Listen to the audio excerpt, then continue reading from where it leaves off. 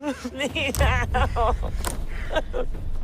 दोस्तों, हमारी आज की कहानी की शुरुआत होते रमेश शुरुआत में ही एमा नाम की एक लड़की को दिखाया जाता है। यहाँ पर एमा अपने स्कूल की समर की छुट्टी होने के बाद अपने फादर के पास छुट्टियां मनाने का प्लान बना रही होती है। और ये सीन यहीं से कट होता है, जिसके बाद हमें कुछ लोगों को दिखाया जाता है जो अपने वाहन में कुछ नशीले पदार्थ लोड कर रहे थे। यहीं पर हमें इनके बॉस को दिखाया जाता है, जो बॉसमैन नाम से जाना जाता है और वो दवाइयों के सप्लाई का काम करता है। इधर हम देखते हैं कि एमा अपनी कार से अपने फादर के पास घूमने के लिए निकल चुकी होती है।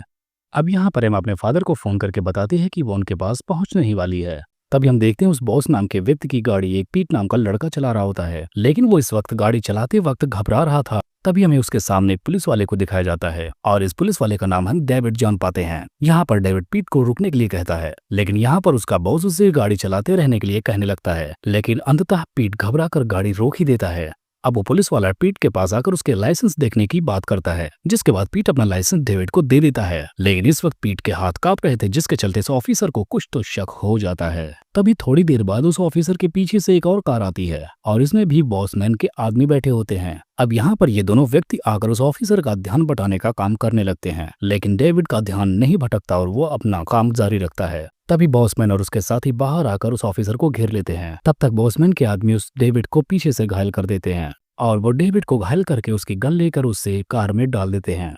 अब इधर दूसरी तरफ हमें दिखाया जाता है कि एमा की कार काफी ज्यादा गर्म हो जाने की वजह से एक रास्ते में रुक ही जाती है, जिसके बाद अब एमा अपनी कार को ठंडा करने के लिए पानी लेने जाती है। अब अगले सीन में हमें दिखाया जाता है कि बॉसमैन और उसके साथी मिलकर डेविड को मार रहे होते हैं और ये सब कुछ एमा अपनी आंखों से होता हुआ देख लेती है। और ऐसा देखकर वो इतना घबरा जाती है कि उसके हाथों से पानी की बोतल छूट कर नीचे फूट जाती है। और ऐसा होने के बाद ये आवाज बॉसमैन तक जाती है और वो उस लड़की को देख लेता है। अब एमा के पास बस एक ही सहारा था कि वो यहाँ से फौरन भागे, और जब एमा यहाँ से भागना शुरू करती है तो बॉसमैन के आदमी उसके पीछे पड़ जाते हैं और आखिरकार बॉस के आदमी एमा को पकड़ ही लेते हैं और उसे पकड़कर डेविड के पास लाया जाता है। अब सारे लोग एमा का मजा ले रहे होते हैं, लेकिन तब तक डेविड को भी होश आ जाता है। तब तक डेविड मौके का सहारा पाकर अपनी कार लेकर वहां से भाग निकलता है, जिसके बाद ये लोग एमा को एक हथकड़ी से वहीं पर बांध देते हैं, जिसके बाद वो सारे लोग डेविड पर गोलियां बरसाना शुरू कर देते हैं। अब जल्दी जल्दी में बॉस का चाकू नीचे गिर जाता है। अब यहाँ पर बॉसमैन एक स्नाइपर की मदद से डेविड को शूट करने की कोशिश करता है और वो इस काम में कामयाब भी हो जाता है। लेकिन तब तक इधर एमा मौका पाकर अपनी हथकड़ी छुड़ाकर भाग निकलती है और एमा को जाते जाते बॉस का चाकू भी मिल जाता है, जिसे वो अपने साथ लेकर भाग जाती है। यहाँ से भागते हुए एमा अपनी कार के पास आती है, जहाँ पर वो अपने कुछ सामान और अपने सेलफोन लेकर वहां से भी भाग निकलती है। बॉस जब ढूंढते हुए उसकी कार की तरफ आता है तब उसे वहां पर एमा नहीं मिलती, जिसके बाद बॉस और उसके सभी साथी तीनों तरफ अलग अलग होकर ढूंढने का फैसला करते हैं। इधर हम देखते हैं ग्रेग को एमा का गिरा हुआ पासपोर्ट मिल जाता है, जिससे उसका एड्रेस का पता चल जाता है। लेकिन अब पहले बॉस और उसके साथी एमा के पैरों के निशान का पीछा करते हैं, लेकिन थोड़ी दूर चलने के बाद एमा को भी ये बात पता चल जाती है कि वो अपने पैरों के निशान तो पीछे छोड़ती आ रही है।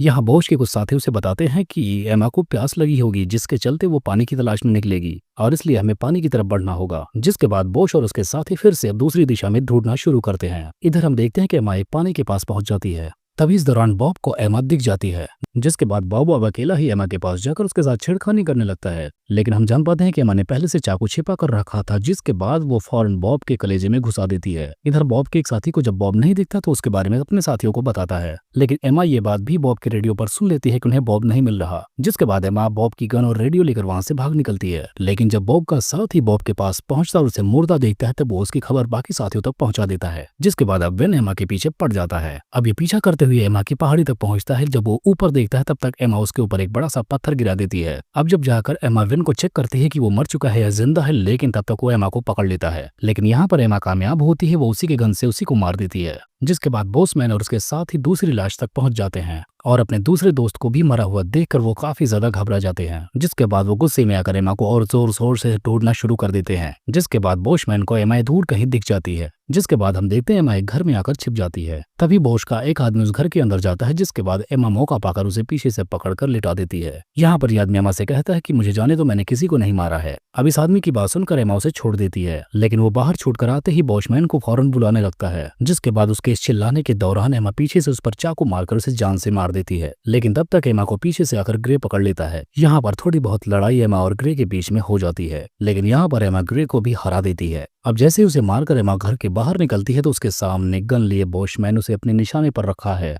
तब यहाँ पर एमा उसे एक मौका मांगती है, जिसके बाद बॉसमैन उसे एक मौका देता है और अपनी गन नीचे कर लेता है। जिसके बाद दोनों के बीच फायरिंग शुरू हो जाती है, लेकिन अब की एमा जो गोली चलाती है वो बॉसमैन को जाकर लग जाती है और एमा को भी जो गोली लगती है उससे बस वो घायल हो जाती है, लेकिन बॉसमैन मारा जाता है। और जैसे तैसे करके रात होते होते एमा अपने फादर के घर तक पहुंच ही जाती है और उनको वो ट्रेनिंग देने के लिए थैंक यू बोलते हैं, क्योंकि इतनी लड़ाई वो अपने पापा के दम पर ही कर पाई, क्योंकि उसके पापा ने उसे बेहतरीन ट्रेनिंग सिखाई थी।